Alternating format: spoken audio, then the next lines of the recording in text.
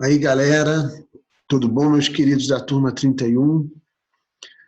Vamos começar agora aí a correção dos exercícios, de modo caprichado, né, em relação ao que envolve a nossa literatura a partir da segunda metade do século XIX. A gente tem aí no exercício um texto de Machado de Assis, extraído do romance Dom Casmurro, famoso capítulo do Olhos de Ressaca, que é um capítulo famoso, que mostra muito do perfil da Capitu e das desconfianças que o Bentinho passa a ter com maior força a partir daí. Diante da morte do Escobar, um grande amigo, uma fatalidade, e diante do comportamento que Capitu tem diante do defunto. Isso chama a atenção de Bentinho, a gente vai observar isso. E isso tem a ver com o quê? Com a arte literária belíssima do nosso realismo. Como é que surgiu o realismo? O realismo surge na França, mediante uma reação ao romantismo. Um grande mestre francês chamado Gustave de Flaubert publicou um romance chamado Madame Bovary. Estabeleceu uma ruptura com o padrão de idealização que o romantismo trazia, e é um romance duro do ponto de vista da realidade, que vai ser vivenciada, experimentada pela senhora Emma Bovary. Uma boa sugestão de livro, pode pegar para ler, Madame Bovary, Gustave Flaubert. Início do realismo na França, na Europa, ou seja, a semente do movimento realista. Da França, puxando para a língua portuguesa, vai até Portugal, Orpuz, a terra de Eça de Queiroz. Eça de Queiroz, grande mestre da nossa literatura em língua portuguesa, juntamente com o nosso mestre Machado de Assis, e Eça de Queiroz vai desenvolver um estilo realista e até mesmo com viés naturalista em parte de suas obras. Obra famosa de Eça de Queiroz, entre várias, O Primo Basílio, que é uma adaptação, logicamente, um espelhamento de Madame Bovary, de Flaubert, à luz da cultura portuguesa. E quando chegamos ao nosso país, ao Brasil, o realismo surge com a publicação de Memórias Póstumas de Brás Cubas, do nosso querido mestre Joaquim Maria Machado de Assis. E uma curiosidade, hein? É em Nova Friburgo que começa a ser escrita essa obra. É interessante sabermos as origens de Memórias Póstumas de Brás Cubas. O Machado de Assis ficou muito doente pelos idos de 1877. Quando chegado em 27 de dezembro de 1878, Machado de Assis vem para Nova Friburgo com a sua esposa Carolina. E aqui em Nova Friburgo, é germinado a obra Memórias Póstumas de Brás Cubas. Ou seja, o realismo foi gestado em Nova Friburgo. Ele pode ter nascido na cidade do Rio, mas a gestação do realismo brasileiro é na cidade de Nova Friburgo. Então a gente chega aí exatamente para Dom Casmurro, que é a obra posterior a Memórias Póstumas e também a Quincas Borba, todas de Machado de Assis. E Dom Casmurro traz esse fragmento aí. Por quê? Porque ele mostra um grau de realidade. A gente vai perceber que a obra machadiana está focada num realismo voltado para o ser humano. O foco no indivíduo a partir de uma análise universal e psicológica. A gente vai ver isso marcadamente registrado na obra do mestre Machado. Vamos aí experimentar um pouquinho disso, saborear com esse capítulo de Olhos de Ressaca. Vamos lá. Enfim, chegou a hora da encomendação e da partida. Sancha quis despedir-se do marido, e o desespero daquele lance consternou a todos. Muitos homens choravam também. As mulheres, todas. Só Capitu, amparando a viúva, parecia vencer-se a si mesma.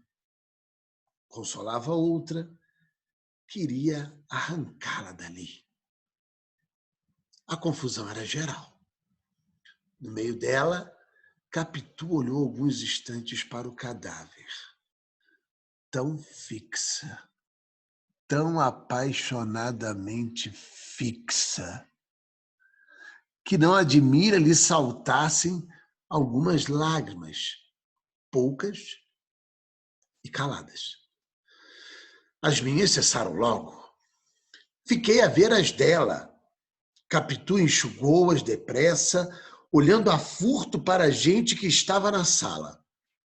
Redobrou de carícias para a amiga e quis levá-la. Mas o cadáver parece que a retinha também. Momento houve em que os olhos de Capitu fitaram o defunto, quais os da viúva. Sem o pranto, nem palavras desta, mas grandes e abertos, como a vaga do mar lá fora, como se quisesse tragar também o nadador da manhã. Gente, perceba a maestria de Machado na análise psicológica do comportamento de Capitu pelos olhos atentos e fissurados de Bentinho. O realismo tem essa marca. Você deve estar se perguntando, mas Pierre, junto ao realismo também não teve o naturalismo? Sim, o naturalismo foi uma extensão do realismo que colocou o ingrediente importantíssimo e mais marcante dele, qual seja o cientificismo. O naturalismo surge na França também, na década de 60, praticamente 10 anos após a publicação de Madame Bovary, com a obra Thérèse Raquin, de Émile Zola, que também é autor de uma outra grande obra, cito aqui, Germinal. Entre outras produções de Zola, grande mestre naturalista da literatura francesa do século XIX. Portugal também experimentou o naturalismo, inclusive na poesia, um grande poeta chamado Cesário Verde. E no Brasil, nós temos Aloysio Azevedo, o grande nome do naturalismo. Aloysio Azevedo escreve também em 1881, lá na cidade de São Luís do Maranhão, publica O Mulato. Depois ele vem para o Rio de Janeiro e vai publicar O Cortiço, Casa de Pensão, obras magnânimas do nosso naturalismo. O naturalismo acresce o ingrediente cientificista e faz desse ingrediente a sua marca mais importante. Eis aí a diferença cabal entre o realismo e o naturalismo. Enquanto o naturalismo foca numa análise cientificista, o realismo foca numa realidade psicológica. E, paralelamente a isso, surge o movimento parnasiano, que é um movimento que também teve manifestação em prosa, mas que predominou no Brasil inverso. O parnasianismo surgiu na França. A França, que também produziu um periódico famoso chamado Le Parnasse Contemporain. Daí a origem do Parnaso. O Parnaso remonta à Grécia Antiga como o Monte Parnaso, o monte inspirador dos poetas e das musas, que traziam a lume a poesia clássica provinda da inspiração dos deuses. Olha só a origem da literatura clássica e como que a retomada a esse Parnaso é uma retomada à origem da poesia grega, praticamente num processo de restauração da poesia que propunha o parnasianismo em relação ao que eles entendiam que o romantismo havia feito uma espécie de modificação muito profunda na poesia. Na verdade, o romantismo customizou a poesia de um jeito que desfigurou, segundo os parnasianos, o padrão original da arte. Por isso a arte pela arte, por isso aquela recuperação da poesia em toda a sua beleza do ponto de vista clássico. Então, estando postos realismo, naturalismo, parnasianismo, nós temos três correntes que formam um grande movimento que foi contrário à postura idealista e imaginativa do romantismo. O romantismo, como dizia essa de Queiroz, era a arte de imaginar. Ao realismo competia observar. E juntamente a isso, olha só, como é que é um processo sincrético da arte nesse período de final do século XIX. Nós vamos ter também um movimento simbolista. O simbolismo no Brasil, de Cruz de Souza, o nosso querido Cisne Negro, e também de Alfonso de Guimarães. Respectivamente, originário de Santa Catarina, Nossa Senhora de Desterro, atual Florianópolis, o nosso querido Cruz de Souza, e da cidade de Mariana, cidade histórica das nossas queridas Minas Gerais. Lá nasceu Alfonso Guimarães. E o simbolismo teve origem também na França. Olha que bacana. A França foi realmente um foco de luz, uma luz praticamente como essa, na imagem que vocês viram, que irradiou por todo o mundo ocidental naquela época com a beleza da arte francesa. E na França, o parnasianismo vai apresentar dissidentes que vão dar lume ao movimento simbolista. Tanto que os simbolistas na França são também chamados de decadentistas. O simbolismo advém exatamente de usar pela linguagem um símbolo para transcender ao mundo supremo. O simbolismo tem a mente voltada para o mundo supremo, foge da realidade. É, de certa forma, um contato com o romantismo, mas com suas diferenças, lógico.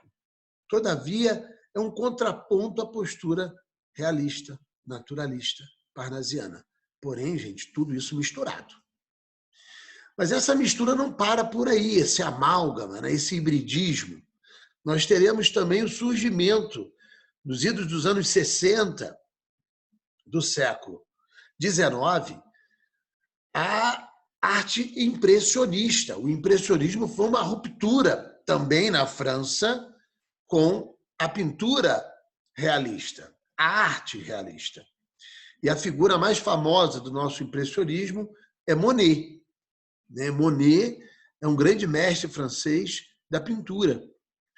Mas temos também, depois do impressionismo, que é um início de um período de vanguardismo, ou seja, de se colocar à frente ao tempo, uma sequência de outras tendências de vanguarda. Em 1893, é o tempo da produção de uma das obras mais belas e famosas e vistas de todos os tempos, O Grito, de Eduardo Munch. Expressionismo que também tem pinturas do mestre Van Gogh. Olha só, gente, que bacana. E ao expressionismo, nós temos sequencialmente outras vanguardas, como o cubismo, do Pablo Picasso. Temos o futurismo, de Marinetti, na Itália. Temos o dadaísmo, de Tristan Tzara.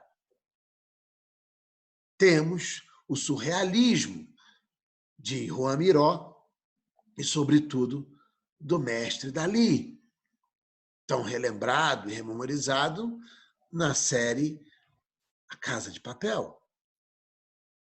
Mestre Dalí é o grande mestre do surrealismo, lá pelo início dos idos do início da década de 20, do século 20. Década, aliás, de grandes transformações, né? Pós-guerra, realmente uma década muito importante na história da humanidade. E onde aparece o pré-modernismo nesse contexto, né? Ele aparece exatamente no iniciozinho do século. Vamos dar uma olhadinha lá no texto pré-modernista. Olha só.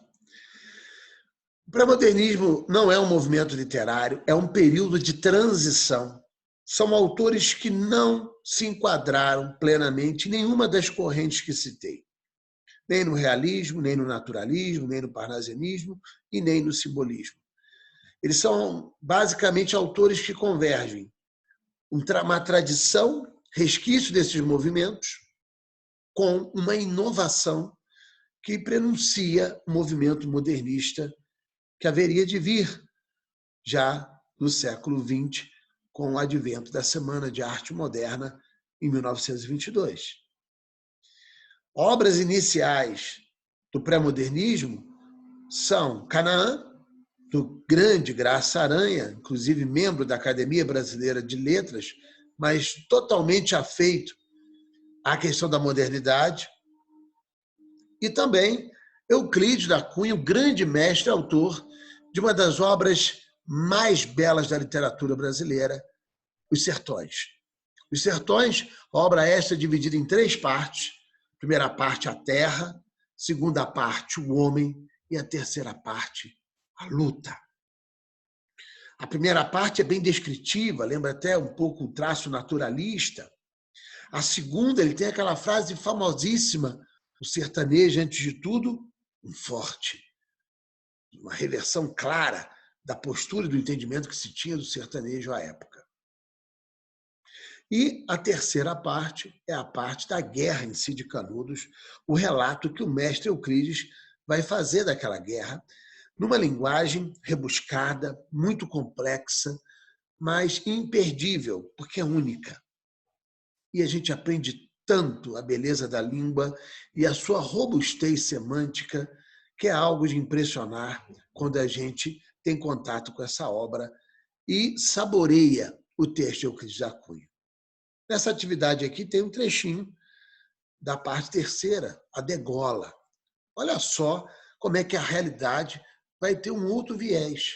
Essa questão está exatamente trabalhando isso. A gente tem observado que todo esse relato que eu estou fazendo está mostrando que, a partir dos anos 60, finalzinho dos anos 50, considerando a Europa, começou a haver um movimento de busca pela realidade observada, não mais pela realidade imaginada, o que foi predominante.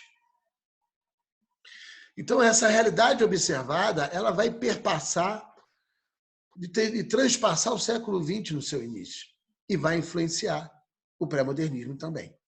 Nós vamos ver a diferença que há entre a realidade focada por Machado de Assis, pelos naturalistas, para os pré-modernistas. Por que Euclides da Cunha não é um realista? Por que Euclides da Cunha não é um naturalista? Por que ele é considerado um pré-moderno, assim como o Lima Barreto, assim como o Graça Aranha, assim como o nosso querido Monteiro Lobato? Vejamos, olha o trechinho aí da degola, que é um trecho forte, que ele mostra uma indignação profunda com relação à ação promovida pelo Exército Brasileiro na Bahia, lá no interior da Bahia, no Arraial de Canudos, combatendo Antônio Conselheiro e seus seguidores. Olha que beleza o texto, mas também que indignação. Chegando à primeira canhada encoberta, realizava-se uma cena vulgar. Os soldados impunham invariavelmente à vítima um viva República que era poucas vezes satisfeito. Era o prólogo invariável de uma cena cruel. Agarravam-na pelos cabelos, dobrando-lhe a cabeça, esgargalando-lhe o pescoço e, francamente exposta a garganta, degolavam-na. Não rara a sofreguidão do assassino repulsava esses preparativos lúgubres. O processo era então mais expedito. Varavam-na prestes a facão. Um golpe único, entrando pelo baixo ventre, um destripamento rápido. Tínhamos valentes que ansiavam por essas cobardias repugnantes, tácita e explicitamente sancionadas pelos chefes militares. Apesar de 3 séculos de atraso, os sertanejos não lhes levavam a palma no estadear idênticas barbaridades. Gente, olha que contundente, ou seja, como machuca essa realidade retratada por Euclides da Cunha. Mas olha só a diferença. Ele está focando em um indivíduo? Ele está focando em uma análise psicológica? Não. Ele pega um problema social brasileiro, um problema político, inclusive, e retrata tamanha indignação dele que o exército brasileiro sai dali totalmente invertido em termos de concepção em relação àquilo que Euclides pensava quando chegou ao Arraial de Canudos. É a indignação dele. O último período do texto mostra claramente né, o atraso. De quem é o atraso? Olha a reflexão que ele faz. O que seria modernidade? O que seria atraso? É belíssimo o texto. A questão humana é muito bem refletida dentro dessa dimensão de um fato histórico brasileiro marcante, que foi a Guerra de Canudos. Então, por isso que ele não é considerado um realista, porque ele não está focado numa questão do indivíduo, mas numa realidade mais ampla voltada para a realidade brasileira. Pois bem, a questão diz o seguinte, olha, os textos acima expressam concepções específicas da realidade. Aponte o período literário em que os textos, respectivamente, enquadram-se. Como a gente viu, o primeiro texto é de Machado de Assis, portanto, vinculado ao realismo brasileiro. É um movimento realista. E o segundo texto, ao período pré-modernista, uma vez que se trata de um trecho de Os Sertões, de Euclides da Cunha. Então, o gabarito seria, né, os movimentos literários são, respectivamente, o realismo e o pré-modernismo. B. Explicite a diferença entre a concepção de realidade nos textos. Ora, enquanto a realidade na obra de Machado de Assis é focada no indivíduo, numa concepção universal e psicológica, na obra de Euclides da Cunha, a realidade é focada sobre a realidade social e econômica brasileira, ou seja, política. É uma realidade brasileira ampliada. Agora, é interessante dizer o seguinte, né? Machado de Assis não falou da realidade do Brasil, da política, falou, só que ele apunha numa segunda camada. A primeira camada da obra de Machado de Assis é o ser humano, é o indivíduo, é a análise psicológica, comportamental. A segunda camada da obra, aí sim, entram os matizes da realidade do século XIX, inclusive do Brasil e do Rio de Janeiro. Já o Euclides da Cunha, não. O foco primeiro é a realidade social, política, econômica do Brasil, e o ser humano entra numa segunda dimensão, né, do ponto de vista individualizado. É sempre partindo para uma coletividade. Em relação ao naturalismo, que não versa na questão aqui, o naturalismo tem um foco, na realidade, cientificista. É diferente, ele não é um indivíduo sob viés psicológico, é o indivíduo e as coletividades mediante um viés cientificista. Tá bom, gente? Então, essa questão aí que mereceu esse preâmbulo, né, todo aí, para a gente fazer uma reflexão sobre os movimentos que estavam girando em torno desse período pré-modernista e por que dessa comparação entre realismo, naturalismo, né, e o movimento pré-moderno, no caso da questão, o realismo e o pré-modernismo. E vamos, para fechar essa videoaula, uma última questão que envolve um texto de Lima Barreto. Olha que bacana, outro mestre da literatura pré-moderna, que a gente está em processo de estudo. E o Lima Barreto tece aí uma crítica a um movimento literário. Olha que bacana como que eles tinham uma concepção crítica e desenvolvem uma concepção crítica, como esse texto aí vai mostrar. Vamos ler. A nossa emotividade literária só se interessa pelos populares do sertão, unicamente porque são pitorescos e talvez não se possa verificar a verdade de suas criações. No mais, é uma continuação do enxame de português, uma retórica mais difícil a se desenvolver por este tema sempre o mesmo. Dona Dulce, moça de Botafogo, em Petrópolis, que se casa com o doutor Frederico. O comendador, seu pai, não quer porque o tal doutor Frederico, apesar de doutor, não tem emprego. Dulce vai à superiora do colégio de irmãs. Esta escreve à mulher do ministro, antiga aluna do colégio, que se arranja um emprego para o rapaz. Está acabada a história. É preciso não esquecer que Frederico é moço pobre. Isto é, O pai tem dinheiro, fazenda ou engenho, mas não pode dar uma mesada grande. Está aí o grande drama de amor de nossas letras. É o tema de seu ciclo literário. E o tema do seu ciclo literário, perdão. Então, gente, olha que bacana o Lima Barreto, grande mestre também pré-modernista, que também retratou a cidade do Rio de Janeiro, o subúrbio do Rio de Janeiro, grande defensor do direito das mulheres, realmente um ícone crítico de uma realidade brasileira que precisava ser questionada e criticada.